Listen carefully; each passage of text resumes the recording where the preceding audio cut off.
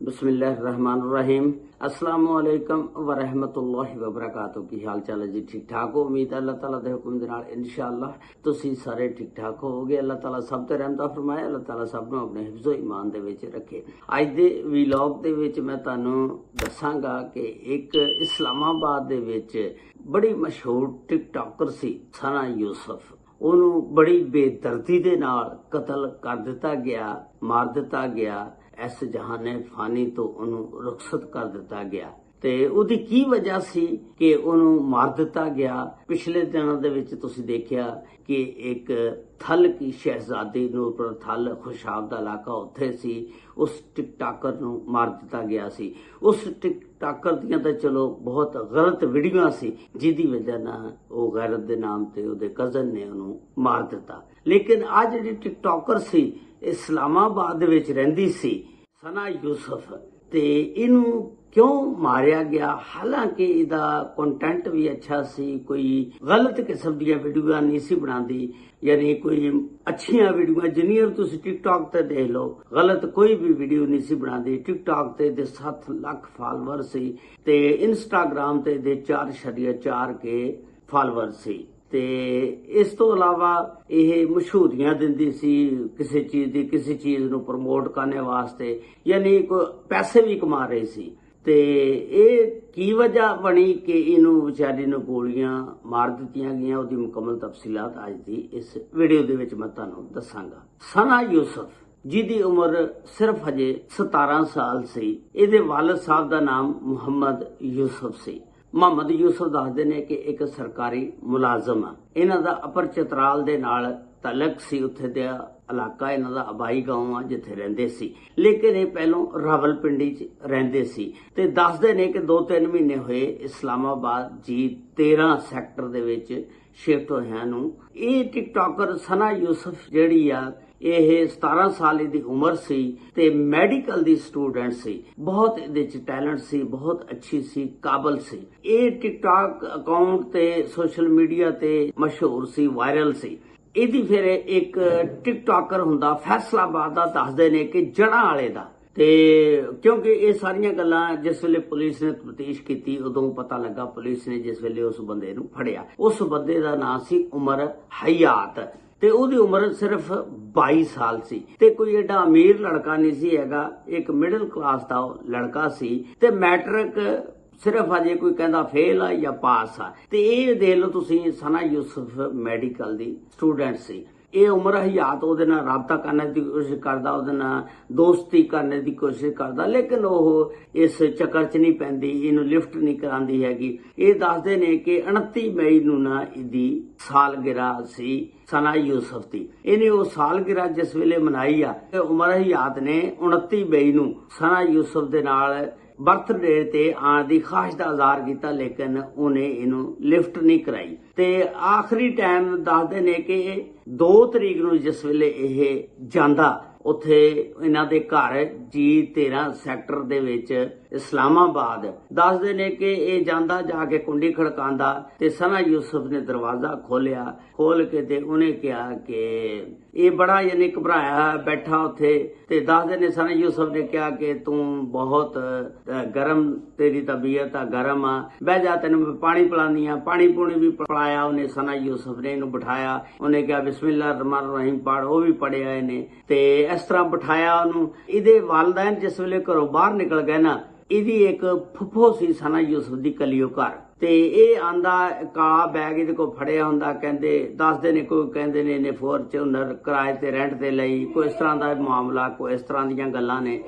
ਉਮਰ ਹਯਾਤ ਤੋਂ ਫੈਸਲਾਬਾਦੋਂ ਜੜ੍ਹਾਂ ਵਾਲੇ ਤੋਂ ਨਿਕਲਦਾ, ਦੱਸਦੇ ਨੇ ਕਿ ਇਹ ਉੱਥੇ ਗੱਡੀ ਤੇ ਗਿਆ, ਜਾ ਕੇ ਤੇ ਉਹਨਾਂ ਦੇ ਘਰ ਫਿਰ ਜਿਸ ਵੇਲੇ 2 ਤਰੀਕ ਨੂੰ ਮਿਲਿਆ। ਇਹ ਦੱਸਦੇ ਨੇ ਕਿ ਪਹਿਲਾਂ ਵੀ 1-2 ਵਾਰੀ ਉਹਦੇ ਘਰ ਗਿਆ, ਮਿਲਿਆ, ਇਹਨੇ ਘਰ ਵੇਖਿਆ ਹੋਇਆ ਸੀ ਤੇ ਲੇਕਿਨ ਉਹ ਲੜਕੀ ਜਿਹੜੀ ਸੀ ਨੂੰ ਲਿਫਟ ਨਹੀਂ ਸੀ ਕਰਾਉਂਦੀ। ਸਨਾ ਯੂਸੁਫ ਸੀਨ ਖੂਬਸੂਰਤ ਸੀ। ਚਤਰਾਲ ਦੇ ਲੋਕ ਵੈਸੇ ਵੀ ਬਹੁਤ ਸੋਹਣੇ ਹੁੰਦੇ ਨੇ। ਅੱਲਾਹ ਤਾਲਾ ਨੇ ਇਹਨਾਂ ਲੋਕਾਂ ਨੂੰ ਹੁਸਨ ਵੀ ਬੜਾ ਦਿੱਤਾ ਹੈ, ਖਾਸ ਕਰ ਇਸ ਲੜਕੀ ਨੂੰ ਅੱਲਾਹ ਤਾਲਾ ਨੇ ਬੜਾ ਹੁਸਨ ਦਿੱਤਾ ਹੋਇਆ ਸੀ। ਇਹ ਕੋਈ ਗਲਤ ਜਾਂ ਗੰਦੀ ਵੀਡੀਓ ਕਦੀ ਵੀ ਨਹੀਂ ਇਹਨੇ ਟਿਕਟੌਕ ਤੇ ਬਣਾਈਆਂ ਸੀ। ਤੁਸੀਂ ਚੈੱਕ ਕਰ ਲਓ ਇੰਸਟਾਗ੍ਰਾਮ ਤੇ ਜਾਂ ਟਿਕਟੌਕ ਤੇ, ਕੋਈ ਵੀ ਇਹਦੀ ਗਲਤ ਵੀਡੀਓ ਨਹੀਂ ਸੀ। अच्छी और टैलेंट वाली और बड़ी समझदार लड़की सी, खूबसूरत सी। ਤੇ ਲੇਕਿਨ ਇਹ ਲੜਕਾ ਇਹਦੇ ਪਿੱਛੇ ਹੱਥ ਧੋ ਕੇ ਪੈ ਗਿਆ ਉਮਰ ਹਯਾਤ। ਤੇ 2 ਤਰੀਕ ਨੂੰ ਜਾਂਦਾ ਇਹਨਾਂ ਦੇ ਘਰ, ਜਿਸ ਵੇਲੇ ਜਾਂਦਾ ਦੇਖਦਾ ਤੇ ਉਹ ਬਾਹਰ ਨਿਕਲ ਜਾਂਦੇ, ਜੇ ਇਕੱਲੀ ਫੁੱਫੀ ਹੁੰਦੀ ਆ ਤੇ ਇਹ ਨਾ ਉਹਦੇ ਨਾਲ ਗੱਲਾਂ ਬਾਤਾਂ ਕਰਦਾ। ਉਹਨੇ ਫਿਰ ਇਨਕਾਰ ਕਰ ਦਿੱਤਾ ਹੋਏਗਾ ਤੇ ਫਿਰ ਇਹਨੇ ਉਥੋਂ ਪਿਸਟਲ ਕੱਢਿਆ ਤੇ ਕੱਢ ਕੇ ਤੇ ਇਹਦੇ ਫਾਇਰ ਮਾਰੇ ਤੇ ਫਾਇਰ ਮਾਰ ਕੇ ਤੇ ਜਿਸ ਵੇਲੇ ਦੀ ਫੁੱਫੋ ਸੀ ਜਿਹੜੀ ਘਰ ਤੇ ਉਹ ਦੇਖਦੀ ਆ, ਉਹ ਆਉਂਦੀ ਆ ਦੌੜ ਕੇ ਤੇ ਇਹਨੂੰ ਫੜਨੇ ਦੀ ਕੋਸ਼ਿਸ਼ ਕਰਦੀ ਆ ਉਮਰ ਹਯਾਤ ਨੂੰ। ਉਹਨੇ ਨਾ ਜਿਹੜਾ ਪਿਸਟਲ ਉਹਦੇ ਉੱਤੇ ਤਾਣ ਲਿਆ ਤੇ ਉੱਥੋਂ ਜਿਸ ਵੇਲੇ ਉਹਦੇ ਉੱਤੇ ਤਾਣ ਲਿਆ, ਉਹਦੇ ਵੱਲ ਨੂੰ ਕਰ ਲਿਆ ਉਹਦਾ ਮੂੰਹ ਪਿਸਟਲ ਦਾ, ਤੇ ਉਹ ਡਰ ਗਈ ਵਿਚਾਰੀ, ਫੁੱਫੋ ਪਿੱਛੇ ਹਟ ਗਈ ਤੇ ਉੱਥੋਂ ਦੌੜ ਗਿਆ। ਦੌੜ ਕੇ ਤੇ ਉੱਥੋਂ ਬੱਸ ਤੇ ਬਹਿੰਦਾ ਫੈਸਲਾਬਾਦ ਜੜ੍ਹਾਂ ਵਾਲੇ ਆ ਗਿਆ ਤੇ ਪੁਲਿਸ ਨੂੰ ਜਿਸ ਵੇਲੇ ਫਿਰ ਇਤਲਾਹ ਦਿੱਤੀ ਜਾਂਦੀ ਹੈ, ਉਹਦੀ ਫੁੱਫੋ 1122 ਨੂੰ ਕਾਲ ਕਰਦੀ ਹੈ, ਰੈਸਕਿਊ ਵਾਲਿਆਂ ਨੂੰ 15 ਤੇ ਕਾਲ ਕਰਦੀ ਹੈ, ਪੁਲਿਸ ਵੀ ਆ ਜਾਂਦੀ ਹੈ, ਰੈਸਕਿਊ ਵਾਲੇ ਵੀ ਆ ਜਾਂਦੇ ਆ। ਉਹਨੂੰ ਚੁੱਕਦੇ ਆ, ਚੁੱਕ ਕੇ ਪਿੰਮਸ ਹਸਪਤਾਲ ਲੈ ਜਾਂਦੇ ਆ। ਜਿਸ ਵੇਲੇ ਪਿੰਮਸ ਹਸਪਤਾਲ ਲੈ ਜਾਂਦੇ ਆ ਤੇ ਡਾਕਟਰ ਦੱਸਦੇ ਨੇ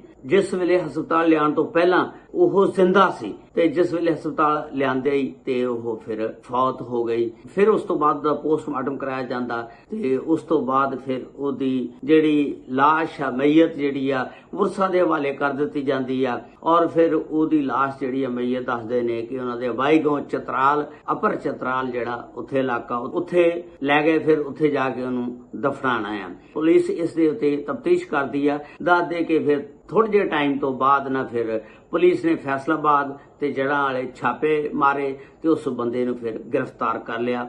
ਪੁਲਿਸ ਨੂੰ ਉਹ CCTV ਫੋਟੋਆਂ ਮਿਲੀਆਂ ਔਰ ਫਿਰ ਮੋਬਾਈਲ ਫੋਨ ਤੋਂ CDR ਜਿਸ ਵੇਲੇ ਕਢਵਾਈ, ਉੱਥੋਂ ਸਾਰੇ ਤੋਂ ਉਹਨੂੰ ਪਤਾ ਲੱਗ ਗਿਆ ਪੁਲਿਸ ਨੂੰ। ਤੇ ਦੱਸਦੇ ਨੇ ਕਿ ਉਸ ਦਿਨ 37 ਬੰਦਿਆਂ ਦੀਆਂ ਤਕਰੀਬਨ 300 ਕਾਲਾਂ ਆਈਆਂ ਸੀ ਤੇ ਸਭ ਤੋਂ ਜ਼ਿਆਦਾ ਕਾਲਾਂ ਇਹਦੀਆਂ ਸੀ। ਤੇ ਜਿੱਥੋਂ ਫਿਰ ਇਹ ਫੜਿਆ ਗਿਆ, ਪੁਲਿਸ ਨੇ ਫੜ ਕੇ ਫਿਰ ਇਹਨੂੰ ਤਫਤੀਸ਼ ਜਿਸ ਵੇਲੇ ਕੀਤੀ, ਉਹਨੇ ਫਿਰ ਸਾਰੀਆਂ ਗੱਲਾਂ ਦੱਸੀਆਂ ਕਿ ਮੈਂ ਇਹਦੇ ਨਾਲ ਰਾਬਤੇ ਸੀ ਤੇ ਲੇਕਿਨ ਮੈਂ ਇਹਨੂੰ ਚਾਹੁੰਦਾ ਸੀ ਤੇ ਇਹ ਮੈਨੂੰ ਲਿਫਟ ਨਹੀਂ ਸੀ ਕਰਾਉਂਦੀ, ਜਿਹਦੀ ਵਜ੍ਹਾ ਨਾਲ ਫਿਰ ਮੈਂ ਇਹਨੂੰ ਮਾਰ ਦਿੱਤਾ।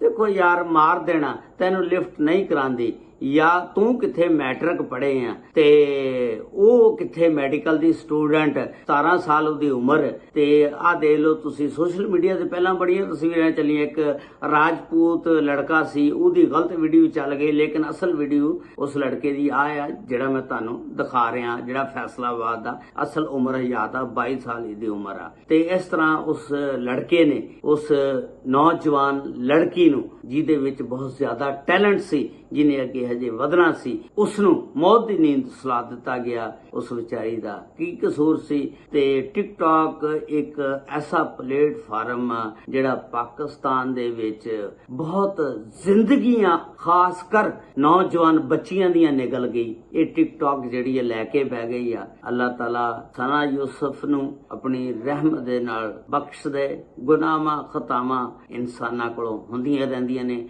ਅੱਲਾਹ ਤਾਲਾ ਮੁਆਫ ਕਰਨੇ ਵਾਲਾ। ਅੱਲਾਹ ਤਾਲਾ ਉਹਦੇ ਵੀ ਅਗਰ ਕੋਈ ਗੁਨਾਹ ਖਤਾਵਾਂ ਜਾਂ ਕੋਈ ਗੁਨਾਹ ਹੋਇਆ, ਅੱਲਾਹ ਤਾਲਾ ਉਹਨੂੰ ਮਾਫ ਫਰਮਾਏ। ਔਰ ਇਸ ਨੌਜਵਾਨ ਨੂੰ ਜਿਹੜਾ ਇਸ਼ਕ ਦੇ ਵਿੱਚ ਅੰਨਾ ਹੋ ਗਿਆ ਸੀ, ਇਹਨੇ ਬਹੁਤ ਗਲਤ ਕੀਤਾ, ਇਹਨੂੰ ਸਜ਼ਾ ਮਿਲਣੀ ਚਾਹੀਦੀ ਆ।